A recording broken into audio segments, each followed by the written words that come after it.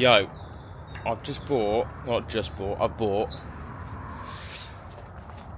a little gimbal thingamajig so we can do some more bits and bobs in the garden, and with Douglas as well, wherever he's gone. Just gonna get it watered, and then exciting day because we're picking up some lambs. So, hi Doug. Picking up some lambs. Lamb, Daniel. So we have space here in the boat, right by the car park, and all the way up here we have space for some new residents. We are at the boat and we're going to go and see our lambs, our new lambs. We've got 2 ewes, which means females. They're a year old. They're just into the hogget stages, which means the back teeth are coming through. I don't know if the teeth have come through yet, but they're going to be used as little lawnmowers for the boat.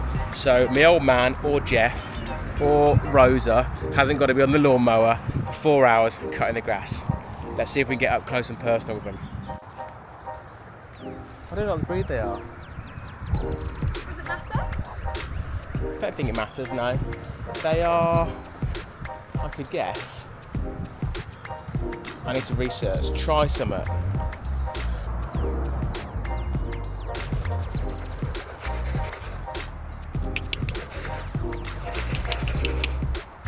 Hello. So, hello. Look at them. Hi. So they're a small breed. Look at you. Very friendly. Yeah, so that's how they cut them for this brand of sheep.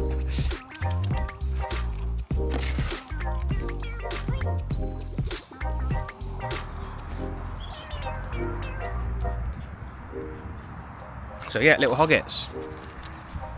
These guys are going to be little lawnmowers for us for the whole season, and then if we get too attached we'll keep them. If not, then we shall eat them.